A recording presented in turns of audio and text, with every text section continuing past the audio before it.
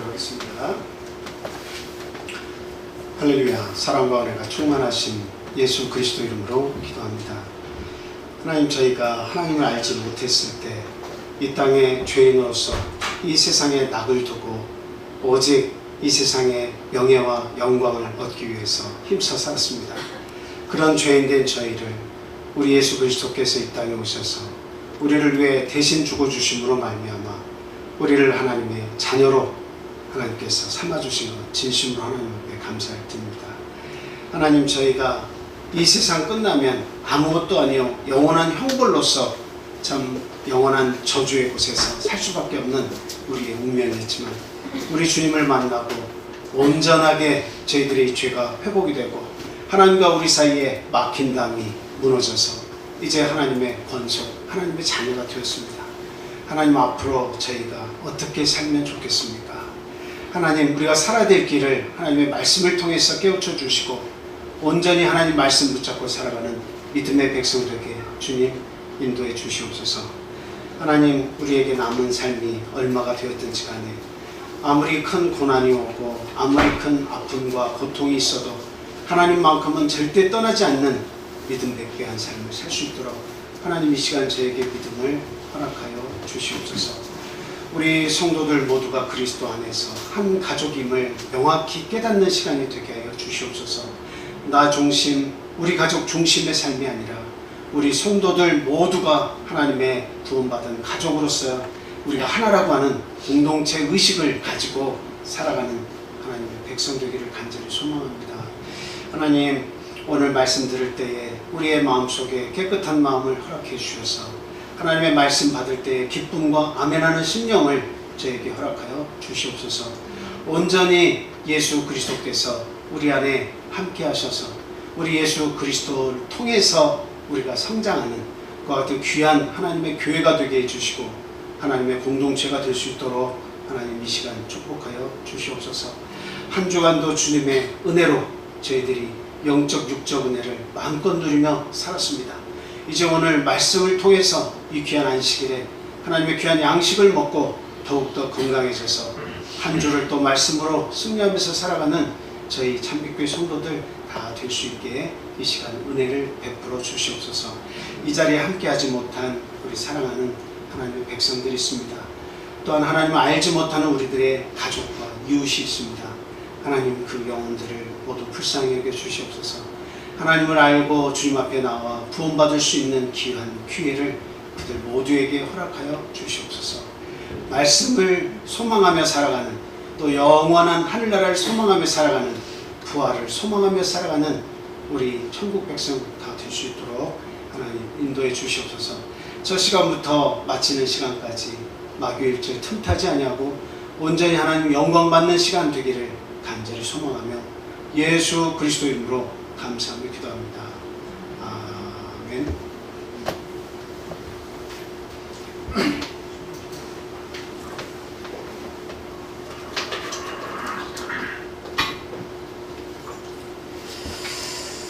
예수 그리스도 이름으로 하나님 말씀 전하겠습니다. 다 같이 에베소서 2장 19절에 있는 말씀만 먼저 한번 찾아보겠습니다. 에베소서 2장 19절에 있는 말씀입니다. 자, 다 같이 읽겠습니다. 시작. 그러므로 이제부터 너희는 외인도 아니요 나그네도 아니요 오직 성도들과 동일한 시민이요 하나님의 권속이라. 너희는 저는 아니고 19절만 먼저 이렇게 읽었습니다. 자, 여기 이제 권속이다라는 말이 이렇게 나오는데요. 권속이라고 하는 말은 다름이 아니라 한 가정의 모든 식소들들, 한 가정의 모든 가족들, 이런 의미를 이렇게 가지고 있죠. 그래서 하나님의 권속이다 하면 하나님께서 주장하시는 모든 하나님의 구원받은 모든 성도들의 모임, 그것을 권속이다 이렇게 얘기하고 있습니다. 그래서 우리는 이제는 하나님의 가족이다, 외인이 아니다, 하나님의 가족이다 라고 이야기하고 있습니다. 저나 여러분이나 하나님을 알기 전에 하나님을 알기 전에 저희들은 어떤 상태에 놓여 있었습니까? 우리는 전적인 타락에 놓여 있었습니다. 그러니까 전적인 타락이라고 하는 것은 내가 타락했는지 안 했는지 알지 못하는 거예요. 그냥 오직 이 세상의 법으로 생각할 때에 법에서 죄라고 정하는 것이 나에게 없으면 나는 그냥 무인이다 이렇게 살아가는 것일 뿐이지, 정말 저주받은 사람인지 구원받지 못한 사람인지 소망이 없는 사람인지 소망이 있는지 알 도리가 없는 거예요. 그러니까 오직 이 땅에서 사는 동안 어때요? 전적인 타락 때문에 영원한 삶에 대한 소망이 없이 살았다라고 하는 거예요. 지금 하나님을 알지 못하고 알려고 하지 않는 이 세상의 많은 사람들은 오직 삶의 목표가 어디에 있습니까? 삶의 목표는 이 세상 가운데 있어요. 이 세상에서 어떻게 하면 잘 먹고 잘 살 것이냐, 남보다 좀 더 나은 삶을 살 것이냐, 이 세상에서 내가 무엇을 이룰 것이냐, 그것이 우리 인생의 목표 전부 다예요. 이 땅에서의 목표예요. 그 이후에 죽음 이후의 삶에 대해서는 전혀 생각을 안 하고 살았죠. 그건 뭐예요? 죽음 이후에 대한 소망이 없는 삶을 사는 겁니다. 그러니까 전적인 타락이라고 하는 말은 죄와 사망으로 인해서 죽을 수밖에 없었기 때문에 이 공중의 권세 잡은 사단, 공중의 권세 잡은 사단의 노예가 되어서 오직 이 세상에서의 영광을 쫓을 수밖에 없는 그런 존재로 살 수밖에 없어요.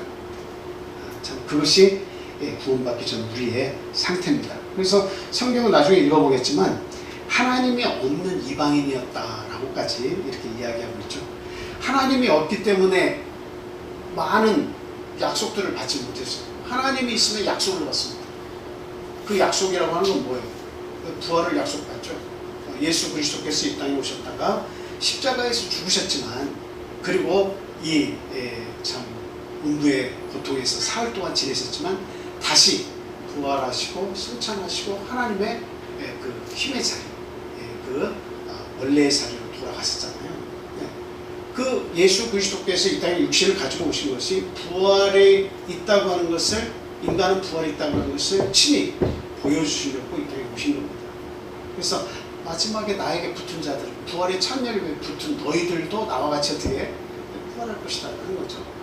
이런 소망, 이런 약속을 주신 거예요. 그리고 또 영원한 생명에 대한 약속을 주신 겁니다. 그런데 우리가 하나님을 알지 못하는 이방인이었을 때는 뭐가 없어요? 이 약속에 해당이 안 돼요. 그러니까 약속이 없을 뿐만 아니라 본인들도 그 약속은 세상에서 우리가 살 때 하나님을 모르고 산 사람, 우리들이었을 때는 미래의 그 죽음 이후에 대한 소망 자체에 대한 그 소망도 없지만 하나님의 약속을 받을 수가 없었어요. 하나님의 소망을 받을 수가 없었어요. 그래서 저와 여러분들이 예수님을 알기 이전에 우리의 모습이라고 하는 것은 참으로 안타깝게 이를 데 없는 참 불쌍한 존재였다라고 합니다. 그래서 오늘날에도 우리 예수 그리스도를 알지 못하는 이 땅의 모든 이방인들을 보면 참 영광은 이 땅에서 우리보다 더 많이 받을 수 있습니다. 더 좋은 곳에서 더 좋은 것을 많이 누릴 수도 있습니다. 근데 항상 드는 마음은 뭐예요? 참 안타깝다. 저렇게 인생을 마감하고 나면 그의 죽음 이후의 인생은 어떻게 될 것인가? 그 삶은 어떻게 될 것인가? 그냥 막연하게 알고 살았던 좋은 곳으로 갔으면 좋겠다. 내가 최대한 착하게 살고 선을 추구하면서 살았으니까 어떤 나쁜 곳에 가지 않고 좋은 곳에 갔으면 좋겠다. 죽음이 오면 그런 생각은 당연히 들겠죠. 그러나 전혀 대비가 되지 않은 그런 삶을 살다가 갈 때에 그 안타까움이라고 하는 것은 이루 말할 수 없다. 이루 말할 수 없다. 그런데 저와 여러분이 구원받은 지금 우리의 상태를 한번 생각해 보세요. 하나님을 알지 못했던 자들과 우리의 과거의 모습은 그렇지만 지금 우리가 하나님을 알고 난 이후에 우리의 삶은 어떤 상태에 놓여 있습니까? 어떤 상태에 놓여 있죠? 바로 예수 그리스도의 십자가의 은혜 덕분으로 어때요? 우리들은 영원한 생명을 거머쥐게 되었다.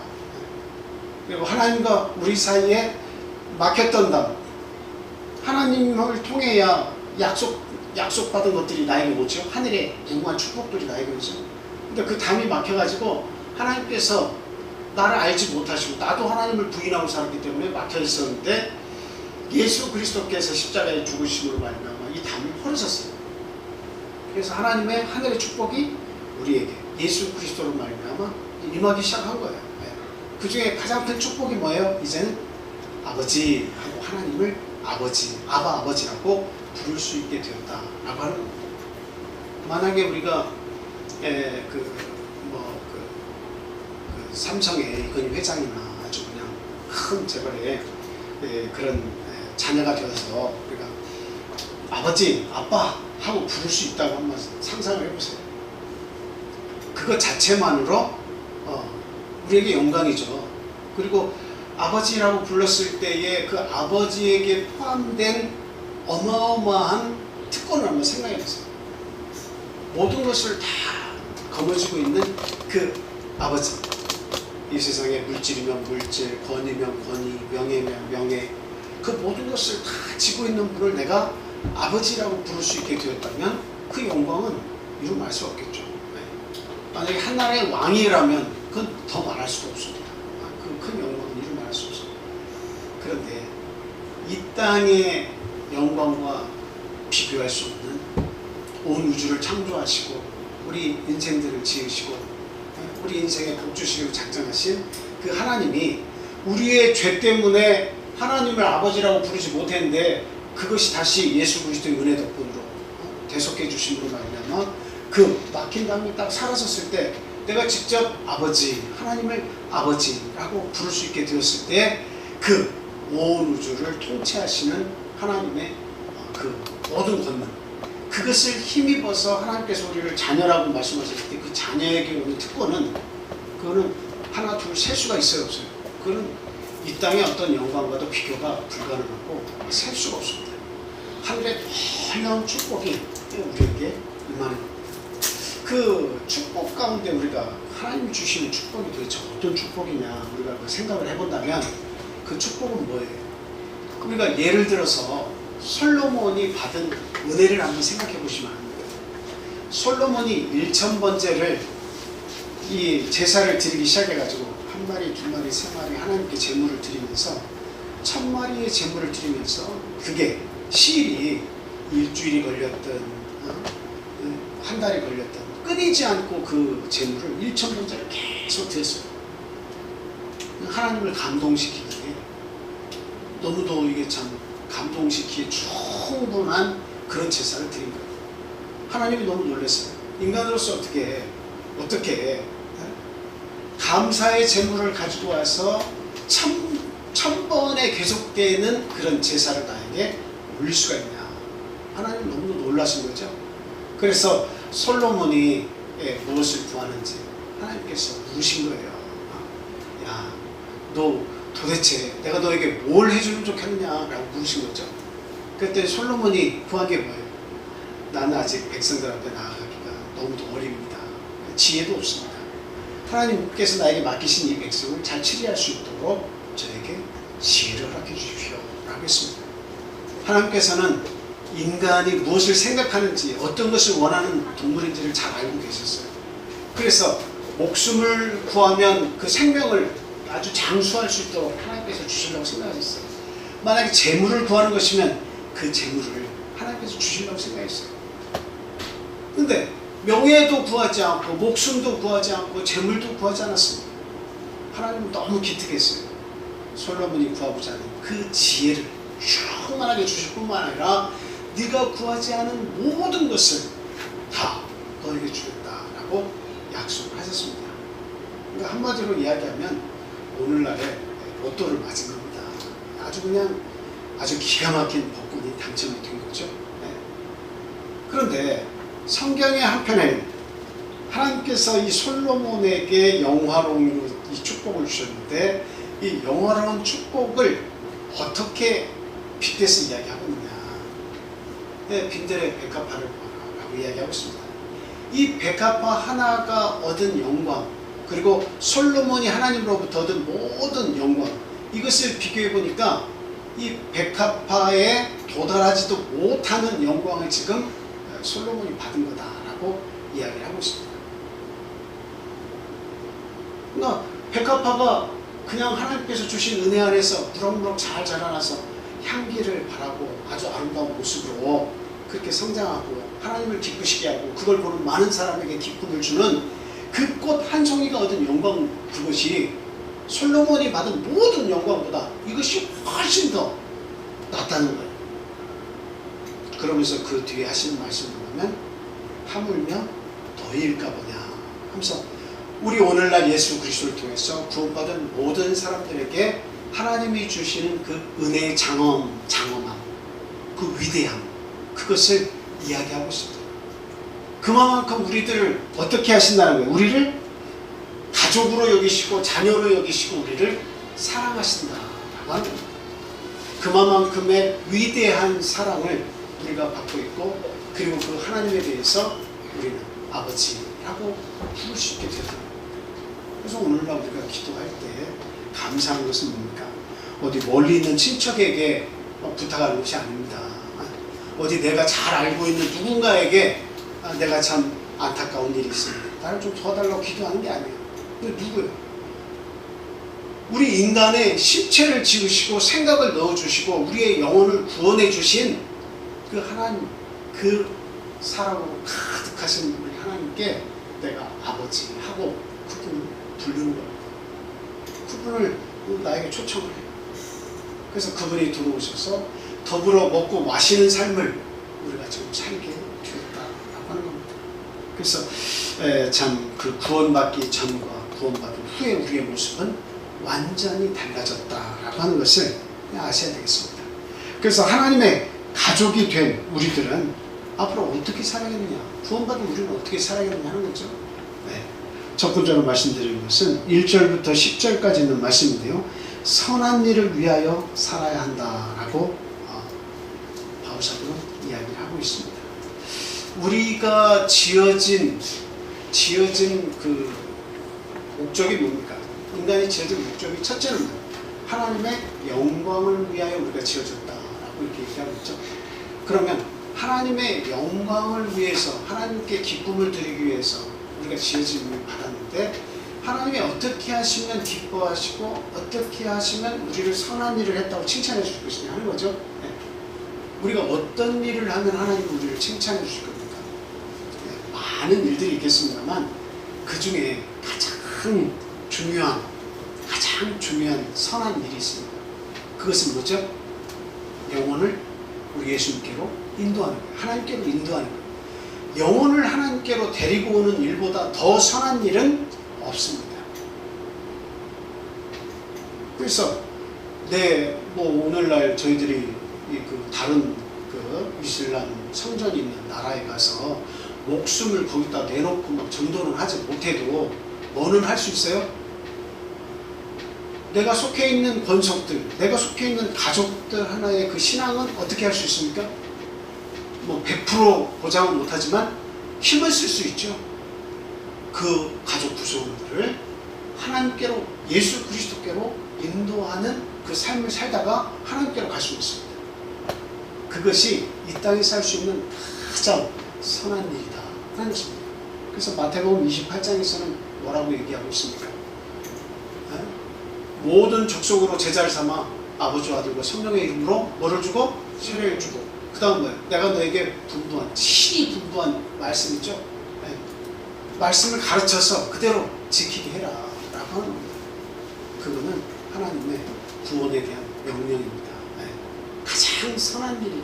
가장 우리를 이 땅에 내어놓으시면서 우리에게 부탁하신 가장 위대한 목적이 영혼 구원이에요. 그래서 우리는 참 나의 가족 구성원에 대한 믿음을 먼저 돌아봐야 되겠습니다. 거기에 책임감을 느껴야 되겠어요.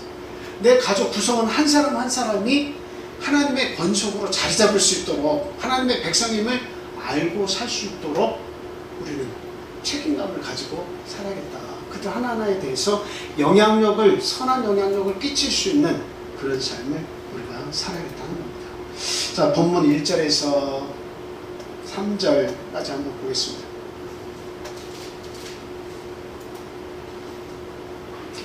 그냥 1절에서 10절까지 한꺼번에 읽어보겠습니다.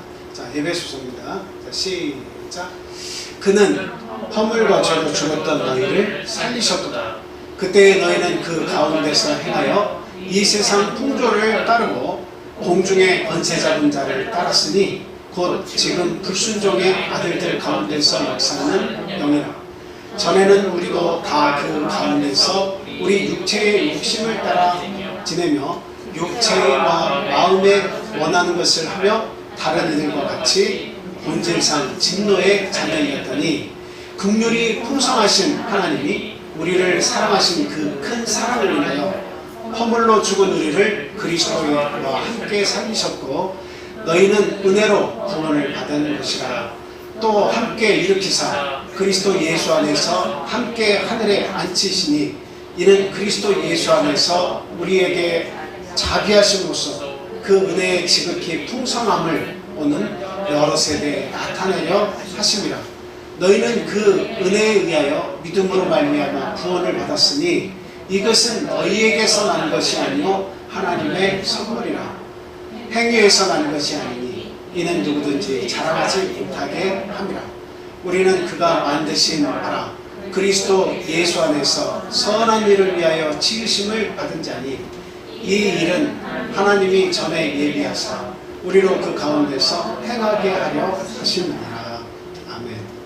먼저 우리의 그 과거의 삶이 어땠다고 얘기하냐면 죄와 허물로 죽었다라고 이야기하고 있죠. 네. 죄와 허물로 죽었다. 하나님을 알지 못하는 것은 죄로 여기지 않아요. 하나님을 믿지 않는 것을 죄로 여기지 않아요. 네. 그냥 오직 인간이 정한 법에 의해서 범한 것만 죄로 여기는 그런 세상에서 그 죄만 피해 나가면 그냥 나는 이 땅에서 그런 대로 깨끗이 잘 살았다고 생각하는 그런 삶을 살았는데, 근데 그런 것들을 하나님께서 뭘로 정하신 거예요? 너의 허물이다, 너의 죄다. 하나님을 알려고 하는 그런 마음을 하나님께서 주셨지만 그걸 부로 거역을 하고 있다. 이 세상 만물을 통해서 부활의 모습과 이 하나님의 위대하심과 그 영혼을 사랑하는 마음이 만물을 통해서 다 나타내주고 있는데도 불구하고 그냥 거역하는 마음으로 살아가는 거죠. 이 세상이 전부다라고 생각하고 거기에 온갖 열정을 다 거기다 쏟고 살아가는 거예요. 죽음은 아예 우리 머릿속에 젊었을 때 없었습니다. 나이가 드니까 이제 죽음이라고 하는 것이 우리에게 점점 가까이 오고 있어요. 그러나 아직도 죽음 이후의 세상에 대해서는 관심 갖게. 그냥 이 세상 마무리만 잘하고 떠나면 될 것 같아요. 이 세상 내가 한평생 나에게 준 이 평생 살고 마무리 잘해서 자식에게 넘겨주고 가면 나는 좀 잘 살았다고 하지 않겠나 이렇게 생각을 해요. 그런데 굉장히 저는 그런 마음을 가지고 살아가는 많은 사람들을 볼 때 안타까움을 넘어서서 너무나 두렵답니다. 무서운 세상, 죽음 후에 찾아오는 알지 못하는 그 불안한 세상에 대해서 어떻게 저렇게 단 한 번도 진지하게 고민하지 않고 저렇게 살다가 그 죽음을 맞이할 것인가. 어떤 세상이 있는 줄 알고 똑같이 믿음을 선택할 수도 있고 이 세상을 선택할 수도 있지만 확률은 2분의 1이지만 그러나 너무도 지혜롭지 못한 처사다. 이 세상만 존재한다고 믿고 죽음 이후의 세상에 대해서 전혀 투자하지 않고 전혀 관심 받겠던 그 삶은 그 두려움 속에서 어떻게 헤어놓을 것인가. 만약에 하나님이 존재하고 하나님의 나라가 존재하고 지옥이 존재한다면 그 두렵고 떨림을 어떻게 상쇄시킬 수 있을 것인가 생각하면 너무도 두렵다. 그래서 본질상 진노의 자녀고 육체의 욕심을 따라서 살 수밖에 없었다라고 하는 거예요. 네. 그런데 자비가 풍성하신 하나님께서 긍휼과 사랑으로 죽을 수밖에 없었던 우리들을 위해서 대신 십자가에서 죽어주심으로 말미암아 우리를 살려주셨다라고 하는 거죠. 그리고 함께 예수 그리스도께서 죽으심을 하나님께서 다시 부활케 해주시는 것처럼 본질상 진노의 자녀였던 우리들도 함께 살리시고 하늘에 예수 그리스도와 함께 앉히셨다라고 하는 겁니다. 물론 현재적으로는 그 말이 맞지 않죠. 우리가 하늘에 지금 가 있지 않잖아요.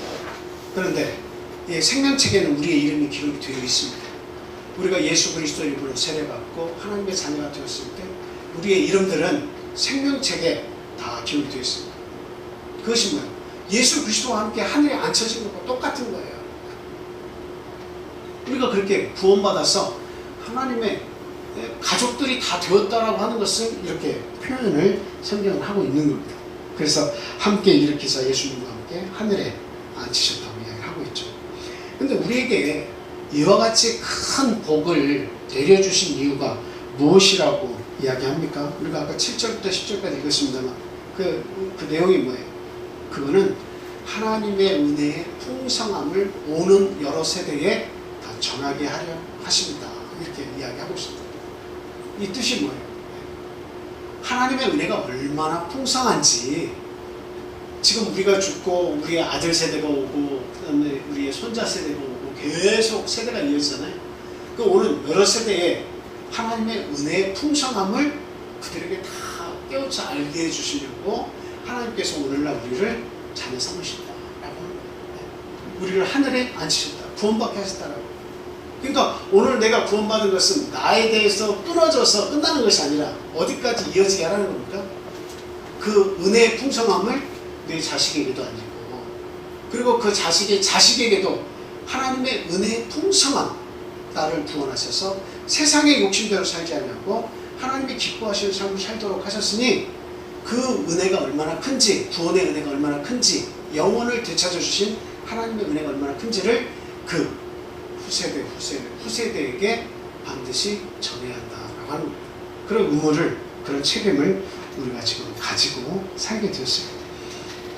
그래서 이 하나님의 이 복이라고 하는 것은 하나님께서 자기 스스로를 자랑하지 못하도록 우리에게 선물로 주셨습니다. 우리의 온전한 어떤 행위, 내가 참 열심히 살으려고 했다라고 하는 것도 하나님 앞에서는 의가 되지 못한다라고 하는 거예요. 왜? 이미 죄인이니까. 우리의 죄를 내 스스로가 해결할 수 있는 능력을 잃어버렸기 때문에 우리 인간은 어느 누가 대신 죽어줘도 우리의 죄를 사할 수가 없어요.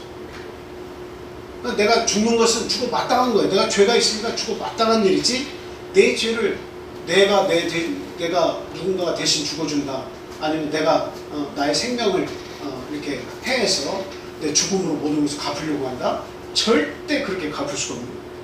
그건 네 죄 때문에 네가 죽는 거다, 이렇게밖에 이야기가 안 되는 거예요. 네. 자, 이렇게 하나님께서는 우리에게 이런 큰 복을 주셨습니다. 하나님의 선물로 주셨습니다. 우리 인간의 행위에서 도저히 나올 수 없는 그런 결과죠. 네. 자, 우리 디도서 3장 5절 같이 읽겠습니다. 자, 시작.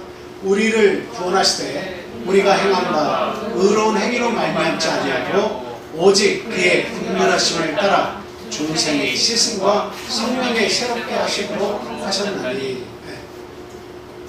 우리의 의로운 행위라고 말할 수 있는 것들, 내가 누군가의 생명을, 불에 빠지는 생명을 구해줬든, 불에 타서 죽을 수밖에 없는 그 집에 막 쫓아 들어가가지고 구해줬든, 이런 의로운 생명이 나의 영으로 구할 수는 없다라고 하는 거죠.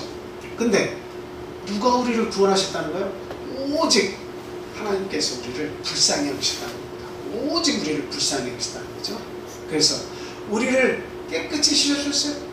예수 이름으로 세례를 행하게 하셔서 우리 육체의 모든 허물과 죄를 깨끗이 씻어주셨습니다. 그리고 성령의 새롭게 하심으로 우리를 새롭게 만들어주셨다라고 합니다. 이것은 누구의 자랑이에요?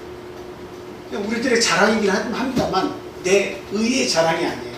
내 행위의 온전함에 대한 자랑이 아닙니다. 절대 그렇게 못하게 하신 거예요. 자, 디모데후서 1장 9절 말씀 한번 읽어보겠습니다.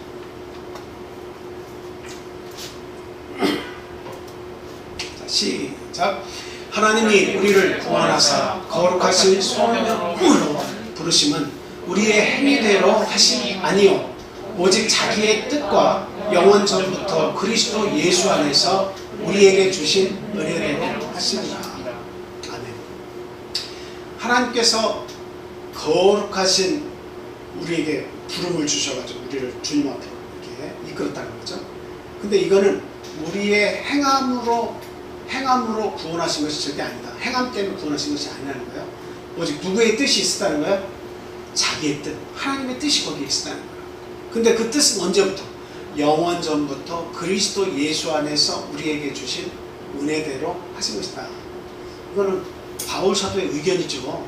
바울 사도는 이 인간을 구원하려고 하는 모든 계획은 영원 전부터 가지고 계셨다. 그건 뭐예요?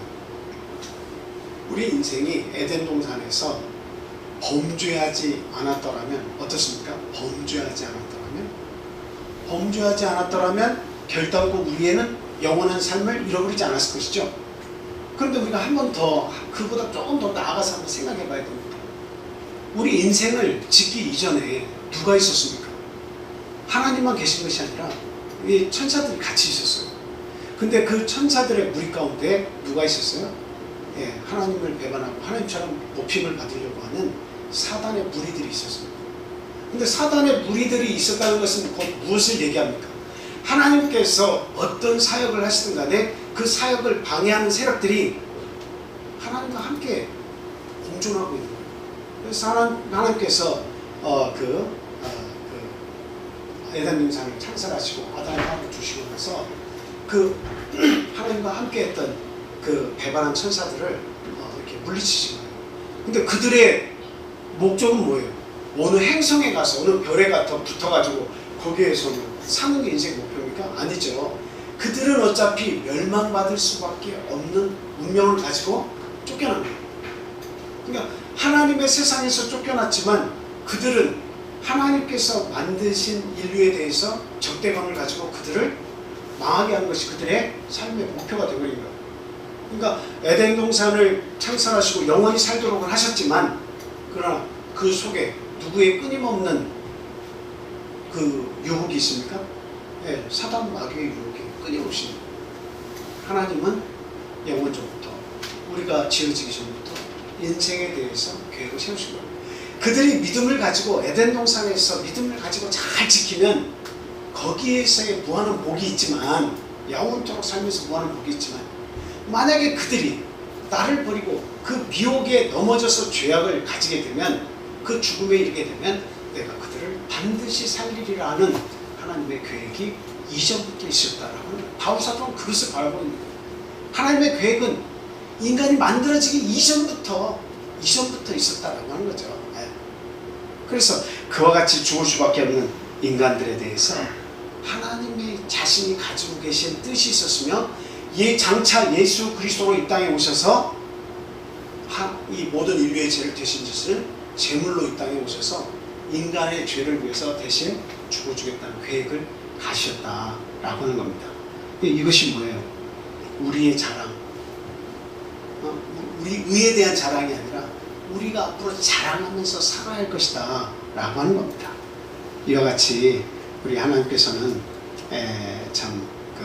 인간이 이렇게 참 허물 본질상 진노의 자녀였지만 구원받은 것에 대해서 감사하며 이렇게 선한 삶을 이렇게 살으라고 말씀하고 있습니다. 그 10절 말씀에 아까 이렇게 보면 우리의 창조 목적에 대해서 뭐라고 얘기하고 있습니까? 10절에서 그것은 선한 삶을 살게 하려고 하나님께서 지으셨다는 거예요. 저기 보세요. 예수 그리스도 안에서 선한 일을 위하여 지으심을 받은 자라고 이야기를 하고 있죠. 하나님이 전부터 우리에게 예비하신 일이에요. 예수 그리스도를 예비해서 너희를 구원하는 것은 선한 일을 하게 하려 하는 것이다. 가장 큰 로또는 뭐라고요? 내가 그리스도 안에서 부름을 입어 구원을 받은 거라고 얘기했죠. 그러면 이 로또는 누구에게 물려줘야 돼요? 내가 이 로또를 가졌으면 내 자식들에게 이거 로또다 하고 가르쳐줘야 됩니다. 가장 복된 것, 가장 값어치가 있는 것을 내 자식들에게 먼저 물려줘야 됩니다. 잘 살게 하는 것, 여러 가지 유익하게, 이 세상에 사는 거 유익하게 하는 거 가르치는 거, 그거 정말 중요하죠. 그런데 잃어버리면 온 천하를 얻고도 자기의 생명을 잃어버리면 무슨 소용이 있겠냐고 하는 거 아니겠습니까? 그래서 우리 자녀들에게는 믿음을 전수시키는 것, 이거보다 더 선한 일은 없습니다. 그래서 참 멀리 가서 전도하지 못하더라도 내 가족의 생명만큼은 우리 예수 그리스도께로 가져오는 참 해와 달과 별처럼 빛날 수 있는 그런 전도인의 삶을 우리들이 먼저 살아야겠다. 우리의 가정을 복음화시키자. 그리고 또 열정 있는 가족으로 만들자라고 하는 겁니다. 자, 그리고 나서 이제 그 성경은 우리에게 얘기하는 것이 우리 모두는 그리스도 예수 안에서 한 가족이다라고 하는 것을 우리들에게 이야기하고 있습니다. 우리는 예수 그리스도 안에서 한 가족이다. 11절에서 19절 말씀 한번 볼게요. 11절에서 19절 말씀 보겠습니다. 본문 읽습니다. 시작. 그러므로 생각하라. 너희는 그때의 육체로는 이방인이요 손으로 육체에 행한 할례를 받은 우리라 칭하는 자들로부터 할례를 받지 않은 우리라 칭함을 받는 자들이라. 그때 너희는 그리스도 밖에 있었고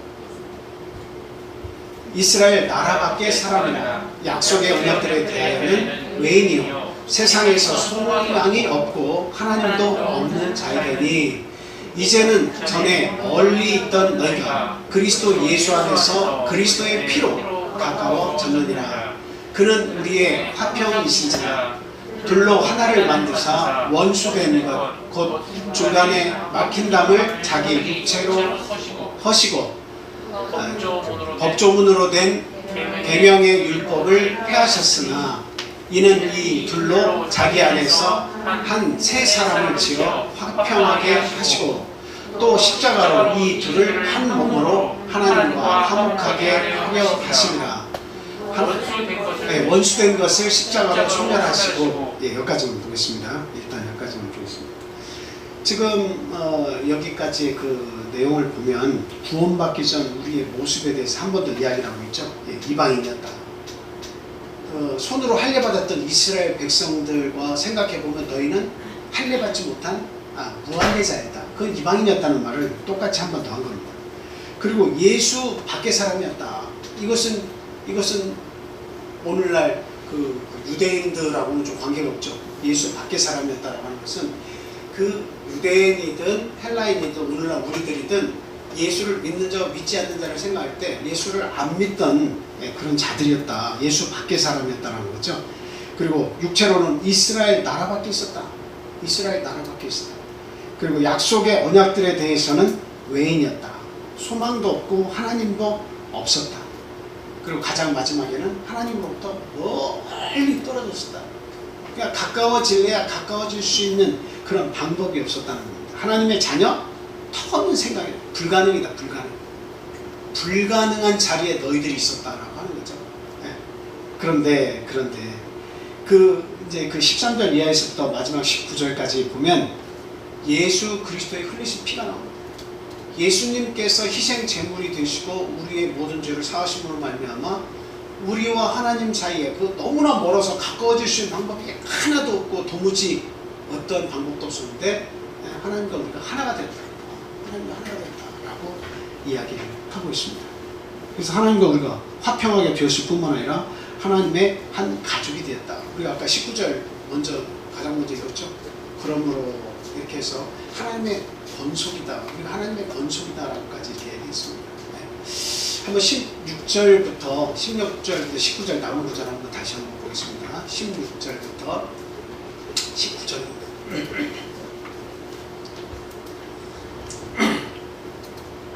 16절부터 19절.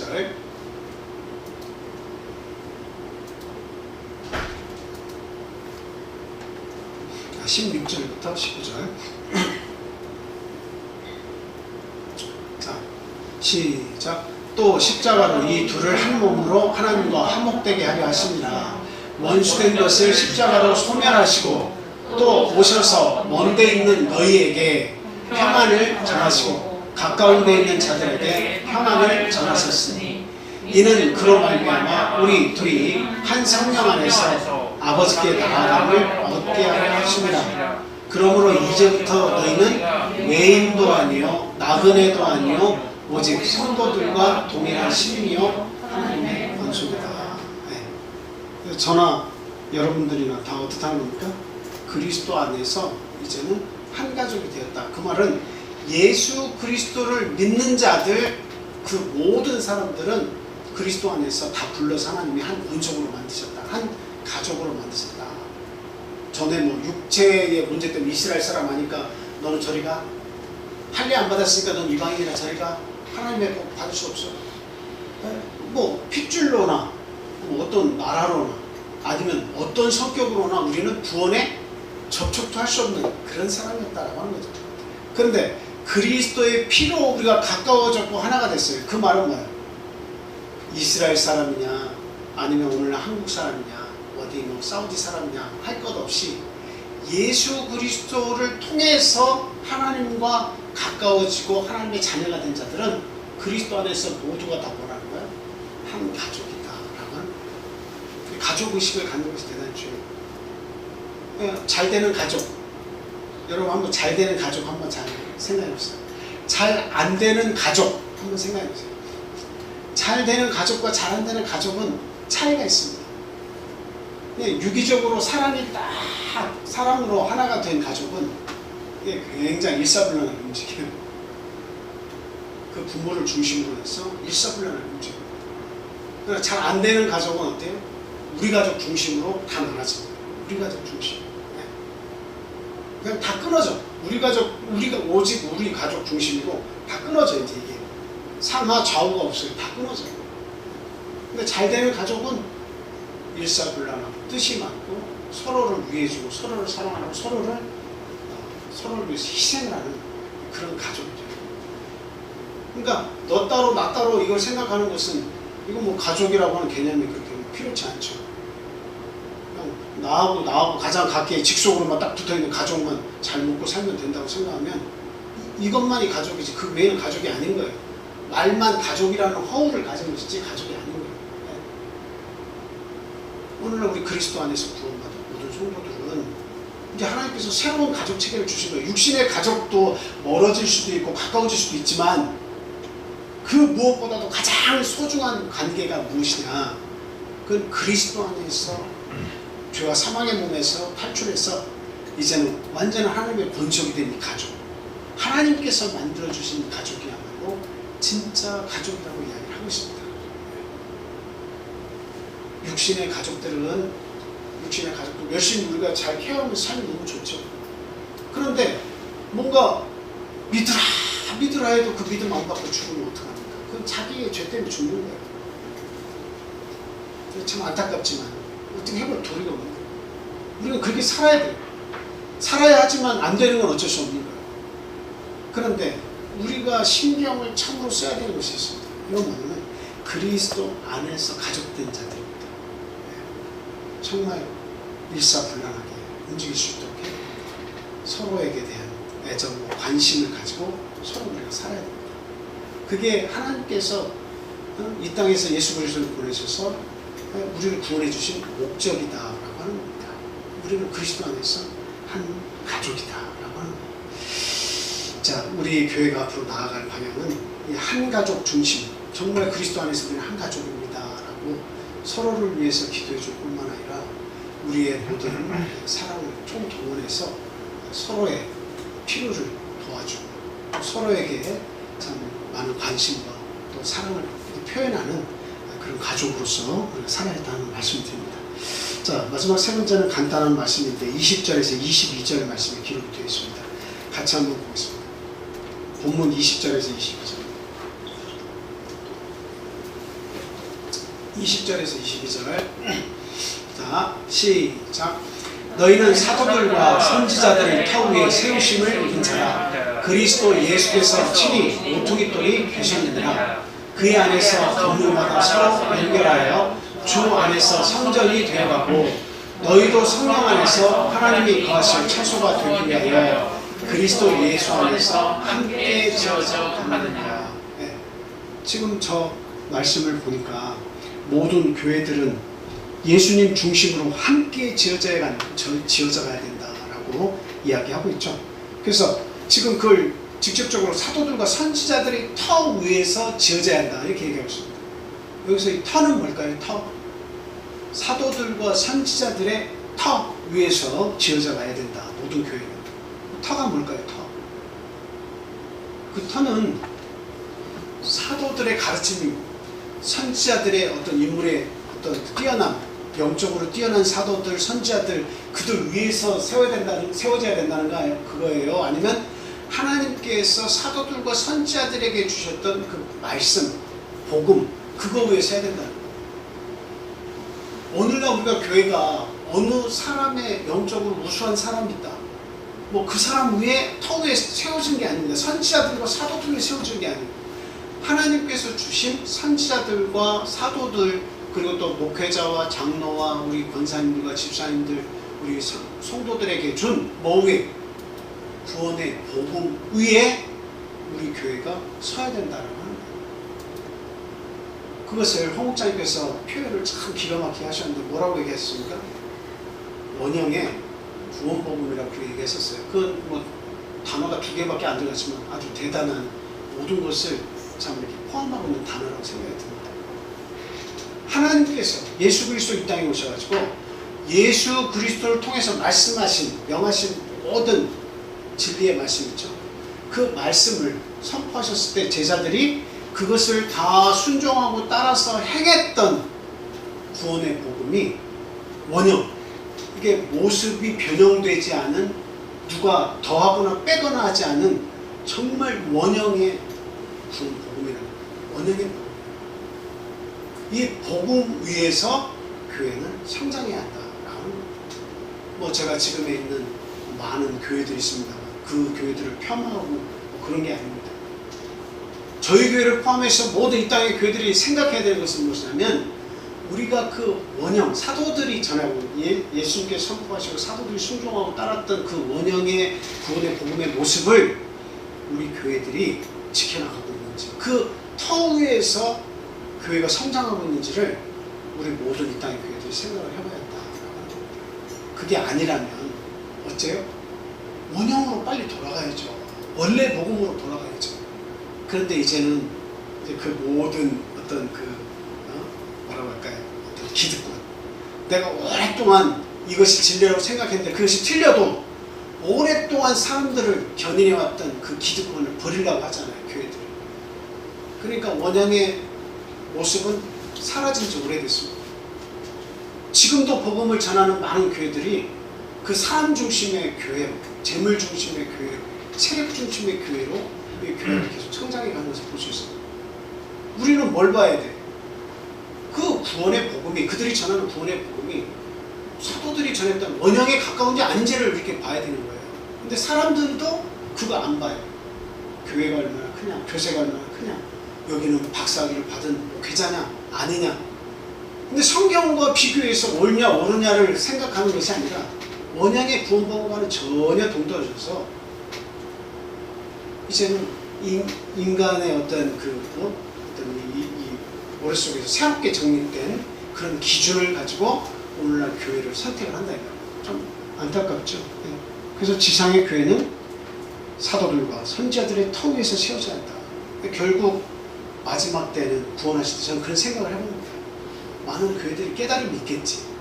이제는 하나씩 그 비밀이 다 밝혀져서 정말 마지막 때 이 구원이 이스라엘로 돌아갈 때, 원래 유대인들에게 복음이 들어갈 때쯤이면 이 땅의 많은 교회들이 회개하고 참 그 원형의 구원 복음의 모습을 갖추고 구원을 바라볼 것이다, 이런 생각을 해봅니다.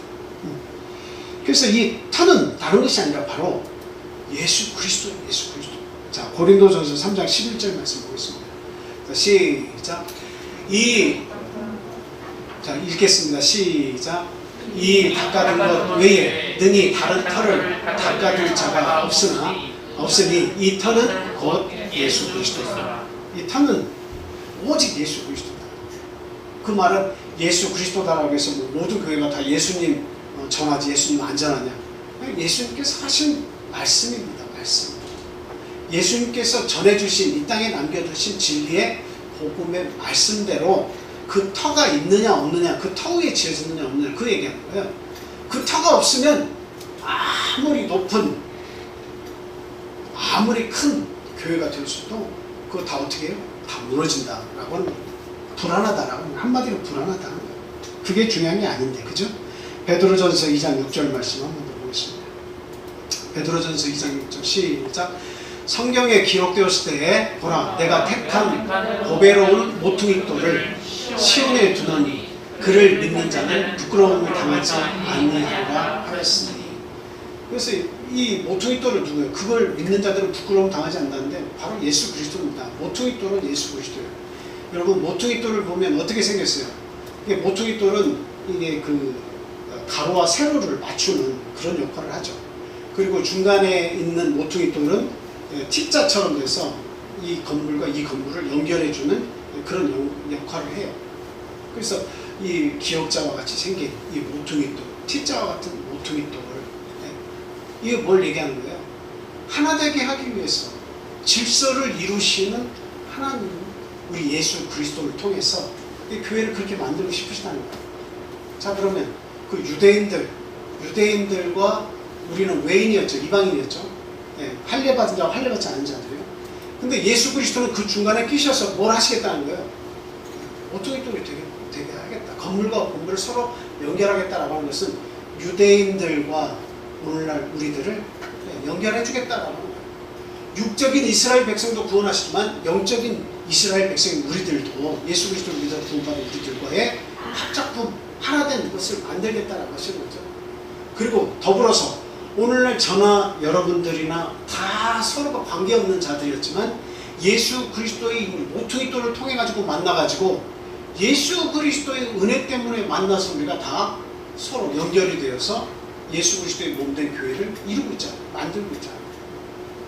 오직 이 터는 예수 그리스도다. 우리를 하나 되게 하시고 건물마다 그 하나로 지어져 가게 하고 있는데 그 힘은 예수 그리스도 덕분에 이와 같은 것이 가능하다라고 이야기를 하고 있습니다. 그래서 마지막 때에는 유대인들도 하나님 구원하십니다. 북적인 이스라엘 백성이었던 그들, 회개치 않았던 그들, 그 잠깐 하나님께서 그들의 회개치 않은 그 마음 때문에 예수를 메시아로 안 모시는 것도요. 잠깐 이방인에게 복음을 주셨지만 그러나 이 이방인도 구원하시고 결과적으로는 이스라엘 사람들, 유대인들도 원가지도 사랑하셨다는 거죠. 구원하신다는 겁니다. 이게 예수님 때문에 가능한 일이에요. 나중에 예수 그리스도를 그들이 믿고 회개하고 돌아오기 때문에 가능한 겁니다. 자, 이렇게 그 모든 그 구원을 위해서 예수님이 이 땅에 오셨는데 그 예수 그리스도 위해서 우리가 발전하고 성장을 해야 한다라고 하는 거죠. 그리고 이제 마지막 21절 말씀을 하면 그리스도 안에서 성전으로 지어져 가야 한다라고 마무리를 짓고 있습니다. 자, 우리 고린도전서 3장 16절 17절 말씀 읽겠습니다. 자, 다 같이 읽겠습니다. 시작. 너희가 하나님의 성전인 것과 하나님의 성령이 너희 안에 계신 것을 알지 못하느냐. 누구든지 하나님의 성전을 더럽히면 하나님이 그 사람을 멸하시느니라. 하나님의 성전은 거룩하니 너희도 거룩하니라. 이건 뭐야? 우리 몸이 하나님의 성전이다. 너희 한 사람 한 사람이 하나님의 성전인 것을 알지 못하는다. 그래서 참 우리가 스스로 거룩함을 선택해가는 그런 삶을 살지 않으면 결국 다 멸망당한다. 우리의 개인의 성전도 무너질 뿐만 아니라 나와 결합되어 있는 모든 가족 구성원들, 더 나아가서는 우리 교회도 성장하지 못하고 다 무너져 낼 것이다 라고 하는 거죠. 그래서 저나 여러분들이나 가장 우리 추구해야 되는 것은 예수 그리스도의 진리의 터전 위에 교회를 세우되 성장시켜 나가되 거룩함을 회복할 수 있도록 우리가 힘을 최대한 써야 한다. 그 거룩함을 회복하는 가장 좋은 역사는 뭡니까? 그것은 하나님의 부르심에 그냥 즉각 열심으로 임하는 이것보다 더 좋은 방법이 없어요. 예, 교회를 통해서 내 몸을 맡기고 교회를 통해서 내가 선한 일들을 도모하는 겁니다.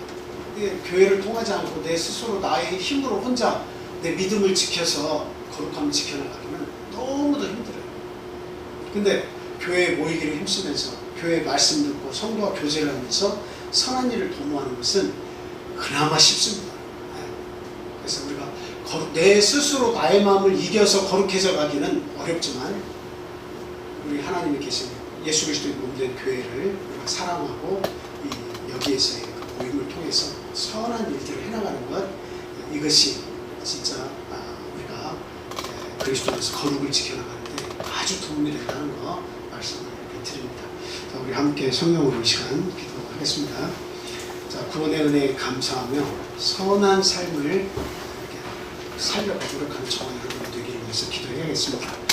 그리고 우리 구원받은 모든 성도들이 그리스도 안에서 한 가족이라는 사실을 명심하고 서로의 가정을 위해서 힘써 기도해 주시기 바랍니다. 그 다음에 예수님 중심의 교회로 거듭 성장할 수 있도록 모이기에 힘을 다하고 모일 때마다 찬송과 기도가 끊이지 않는 그런 교회가 되도록 하나님 인도하시길 바라겠습니다. 코로나를 통해서 연약해진 우리 가족들 하나하나 연약한 가족들을 생각하시고 기도해 주시고요. 특별히 우리 학생부를 위해서 함께 기도해 주시기 바랍니다. 학생부들이 코로나를 통해서 믿음이 많이 연약해질 것 같습니다. 한 영혼 한 영혼이 주님 안에서 그 믿음이 회복되기 위해서 기도해 주시고 연로하신 분들 또 이렇게 어린아이들 가정들 기억하시고 함께 기도해 주시기 바랍니다.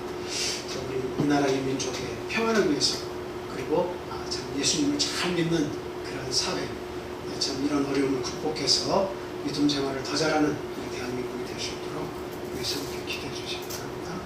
자, 다 같이 기도하겠습니다.